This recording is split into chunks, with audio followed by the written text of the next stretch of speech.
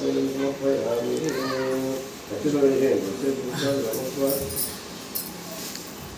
ప్రారంభ రచనలు చదువు తీసుకుని వినండి. కథ చెప్తున్నాను, మంచిగా వినండి. శుక్లాన్మృతం విష్ణు చంద్రవర్ణం చతుర్భుజం ప్రసన్నవరం ధ్యాయే సర్వవిఘ్నోపశాంతయే గజాననమహాన్వితం అనేకదం సంభక్తానాం ఏకదంతముపాస్మహే. గురుర్బ్రహ్మా గురుర్విష్ణుః గురుర్దేవో మహేశ్వరः గురుసాక్షాత్ పరబ్రహ్మ తస్మై శ్రీ గురవే నమః. శ్రీగురుభ్యో నమః. హరి ఓం. ఓం శ్రీ మహాశివాయ స్వామి నమః. రథకథా ప్రారంభः. ప్రథమోऽధ్యాయः. ఏకదా నైమిషారణ్యే స్వకయ సోనికాదయः ప్రవచనార్థం సర్వే లోకం పూర్వారంభించరు. పూర్వకాలం ముందు ఒకప్పుడు నైమిషారణ్యంలో కొంతమంది ముందులంతా కూర్చుని ఈ యొక్క రామాయణ భారత మహాభారత గ్రంథాలని చదువుకుంటూ చక్కగా లోక కళ్యాణం కోసం అని చెప్పేసి యజ్ఞయాగాలన్నీ చేస్తూ ఉన్నారట. అయితే ఒక రోజున వారందరికీ గురువరుడైనటువంటి సూతమహాముని అక్కడికి వేయించేశాడు. సూతమహామునికి నమస్కారం చేశారు. నమస్కరించి, మహానుభావ సూతవర్య, ఈ లోకంలో ఉన్నటువంటి భూలోకంలో ఉన్నటువంటి మానవులందరికీ మీద కూడా కలి ప్రభావం పడింది. ఈ కలి ప్రభావం చేత మానవులంతా కూడా అనేకమైనటువంటి దుష్కర్మలు చేస్తూ, అనేకమైనటువంటి పాపపూర్ణలు చేస్తూ, అనేకమైనటువంటి దుఃఖాల చేత పీడించబడుతున్నారు. వాళ్ళకి ఆ కలి ప్రభావం నుండి విముక్తి కలిగించి చక్కగా వాళ్ళంతా ఆనందంగా ఉండేటట్టు ఏదైనా ఒక రకం ఉంటే చెప్పబోయా అని చెప్పేసి ఆ సూతులు వారిని అడిగారు. మీరంతా చక్కగా ఆ మునీశ్వరులందరికీ కూడా చెబుతూ ఉన్నాడు. అయ్యా, మీరు అడిగిన ప్రశ్న చాలా మంచిది. కాకపోతే పూర్వకాలంలో నారద మహాముని శ్రీ మహావిష్ణువుని ఇదే ప్రశ్న అడిగాట. అప్పుడు నారదుల వారు శ్రీ మహావిష్ణువుకి ఏ విధంగా చెప్పాడో అలాగే నేను చెబుతున్నాను అని చెప్పేసి చక్కగా కూర్చుని చెబుతున్నాడు. ఆయన ఏమని చెబుతున్నాడు? ఏకదా నారదో యోగి పరానుగ్రహకాంక్షయా పర్యటన్ విబుధాలోక మత్స్యలోకముపాగత. నారదుల వారు చక్కగా లోకాలన్నీ తిరుగుతూ నారాయణ నారాయణ నారాయణ నారాయణ అనేటటువంటి ఆ గానాన్ని చక్కగా జపించుకుంటూ, ఆ నామాన్ని జపించుకుంటూ చక్కగా లోకాలని తిరుగుతూ మార్గ మధ్యంలో భూలోకానికి వచ్చేట. ఆయన వచ్చినటువంటి సమయంలో మానవులంతా అనేకమైనటువంటి క్లేశాల చేత బాధపడుతున్నారు, అనేకమైన కష్టాలు పొందుతున్నారు. అయితే నారదుల వారు వీరి యొక్క స్థితిని గమనించారు. ఈ మానవులందరికీ కూడా సకల దుఃఖాలు తొలగింపజేయాలి అని అనుకున్నాడు ఆయన మనసులో. అనుకున్నదే తడవగా ఏం చేశాడు? ఆయన విష్ణు దగ్గరకు వెళ్ళాడు. విష్ణు లోకంలో వైకుంఠంలో ఉన్నటువంటి శ్రీ మహావిష్ణువు దగ్గరకు వెళ్ళాడు. ఆ నారదుల వారు విష్ణువు దగ్గరికి వెళ్ళేసరికల్లా శ్రీమన్నారాయణమూర్తి అక్కడ ఎలా ఉన్నాడయ్యా అంటే, తత్ర నారాయణం దేవం శుక్లవర్ణం చతుర్భుజాలు కలిగినటువంటి వాడును, శంఖము చక్రము గదము శారంగము మొదలైనటువంటి ఆయుధాలు ధరించినటువంటి వాడును, పక్కన లక్ష్మీదేవిని కూర్చోబెట్టుకుని చక్కగా శేషపాంపు మీద పాలకడలలో శేషపాంపు మీద పవళించి ఉన్నట్ట మహానుభావుడు ఆ యొక్క శ్రీ మహావిష్ణుడు. అయితే ఈ నారదుల వారు అక్కడికి వెళ్ళి ఆ దివ్యమైనటువంటి రూపాన్ని చూసి ఆయనకు నమస్కారం చేశాడు. ఓ మహానుభావ తండ్రి, నమో వాంగ్మనసాతీత రూపాయ అమిత శక్తయే ఆదిమధ్య అంధహీనాయ నిర్గుణాయ గుణాత్మనే. ఓ మహానుభావ, మనస్సుతో ఊహించడానికి కానీ వాక్కుతో వివరించి చెప్పడానికి కానీ అతీతమైనటువంటి శక్తి సంపదలు కలిగినటువంటి ఓ శ్రీమన్నారాయణమూర్తి, నీకు భక్తితో నమస్కరిస్తున్నానయ్యా అని చెప్పేసి రెండు జోడికి నమస్కారం చేశాడు. ఎప్పుడైతే నమస్కారం చేశాడో ఆ యొక్క మహావిష్ణువు యొక్క హృదయం కరిగిపోయింది.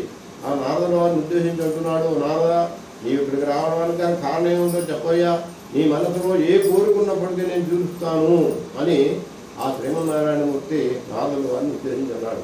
అయ్యా, మీరు ఆ కుర్చీలో కూర్చోండి, నాకు నల కాదు, ఇంకా కథ ఉంది, అరగంట సుమారు చూసి ఆ విధంగా అడిగేసరికల్లా నారదుల వారు చెప్పాడు, నానాజనే క్లేశ సమన్విత.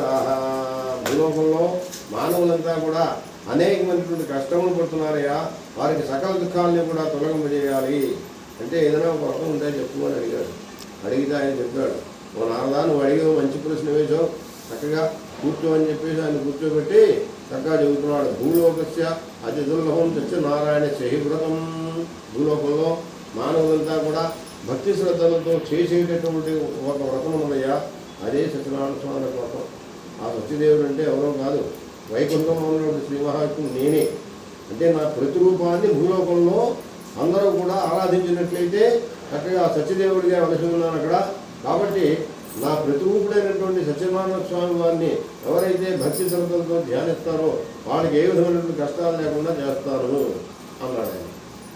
అని వారు గతంలో చేసుకోవడానికి పాపకర్మలు ఏవైనా ఉన్నా కానీ వాటన్నింటినీ కూడా పోగొట్టేస్తాను అని చెప్పారు. ఆ విధంగా సత్యనారాయణ స్వామి వ్రతాన్ని చేయమని చెప్పి ఆ సత్యనారాయణ స్వామి యొక్క వ్రత విధానాన్ని ఎలా చేయాలి, ఎప్పుడు చేయాలి అని చెప్పేసి చెబుతూ ఉన్నాడు ఆయన. ఈ వ్రతం చేసేవారు ఏ విధంగా ఉండాలి అంటే ఉదయాన్నే లేవాలి, స్నాన సంధ్యావంతాలను కూడా నిర్వర్తించుకోవాలి, మంచి బట్టలు కట్టుకోవాలి, మనసు స్వామివారి మీద నిమగ్నమై ఉండాలి, భగవద్ధ్యానం చేసుకుంటూ ఆ సమయం వచ్చేంత వరకు కాలయాపన చేస్తూ ఉండాలి. మధ్యలో కాసిన మంచినీళ్ళు, పాలు, పళ్ళు ఇలాంటివన్నీ నడుచుకుంటున్నాం. ఇప్పుడు ఉన్నటువంటి కాలంలో మామూలుగా ఏంటంటే అందరూ షుగర్ పేషెంట్లు, బీపీ పేషెంట్లు కాబట్టి పూర్వకాలంలో ఏంటంటే ఉపవాసం ఉంటే ఏం తినకుండా తాకుండా చేసేవారు. ఇప్పుడు అలా లేదు కదా వ్యవస్థ. అంచేత దానికి అనుగుణంగా మనం మన యొక్క ఈ అలవాటుని మార్పుని చక్కగా అవన్నీ చేసుకోవటమే. ఆ విధంగా స్వామివారి యొక్క అనుగ్రహాన్ని పొందాలి. అయితే ఆ యొక్క దంపతి సమేతంగా కూర్చుని మన ఇంట్లోనే ఒక పవిత్రమైన స్థలాన్ని ఎంచుకుని చక్కగా ఆవు పేడతోటి అలకాలి. చక్కగా వందల రంగులను ముగ్గులతో అలంకారం చేయాలి. స్వామివారికి మండపాన్ని ఏర్పాటు చేయాలి. ఆ మండపం కూడా అలంకార శోభాయమానంగా ప్రకాశించబడాలి.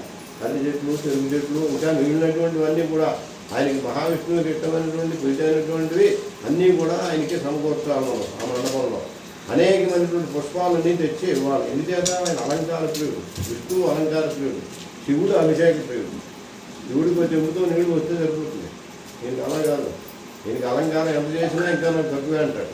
కాబట్టి ఆయనకి తగ్గట్టుగా మనం అలంకారం అంతా చేసి ఆ మండపాన్ని ఏర్పాటు చేసుకోవాలి. ఆ మండపంలో చక్కగా తెల్లని బట్ట వేయాలి. వేసిన తర్వాత యథాశక్తిగా బియ్యాన్ని పోసి కలశాన్ని పెట్టాలి. దాని వెనకాల స్వామివారికి చిత్రపటాన్ని పెట్టాలి. దాన్ని కూడా చేయాలి చక్కగా. మొదలుగా గణపతి పూజ చేయాలి. తర్వాత ఆ స్వామివారి చుట్టూ కూడా ఆ కలశం చుట్టూ కూడా మండపంలో లోపల నవగ్రహ దేవతల్ని ఆవాహన చేయాలి. ఆ మధ్యలో స్వామివారిని, అంటే స్వామివారు మనకి విగ్రహ రూపుడై ఉంటాడు. అంటే ఏ వ్రతం చేయాలని మనం అనుకున్నామో ఆ వ్రతానికి సంబంధించినటువంటి విగ్రహాన్ని మనం తెచ్చుకుని వాటికి పంచామృతముల చేత అభిషేక్తుని చేయాలి. స్వామివారిని పంచామృతాలు ఆ టెంకాయలతో కూడా అభిషేకం చేసి మన దగ్గరటువంటి పరిమళ గంధ పుష్పాక్షాలు ఏవైతే ఉన్నాయో వాటన్నిటి చేత కూడా భక్తి శ్రద్ధలతో స్వామివారిని పూజించి ధూపదీప నైవేద్యాలు చేయాలని మనసులో నిశ్చయం చేసుకున్నామో ఆ రోజుని చక్కగా ఆ యొక్క మొదటి సత్యవ్రతాన్ని చేయాలి అని చెప్పేసి ఈ యొక్క సూత మహర్షి మిగిలినటువంటి మునులందరికీ కూడా ఈ వ్రతం గురించి మొదటి అధ్యాయాన్ని తెలియజేశారు. అది ప్రథమో అధ్యాయ సమాప్త. నక్షత్రాల దేవుని వేసి నమస్కారం చేయండి. సత్యనారాయణ భగవానికి జై.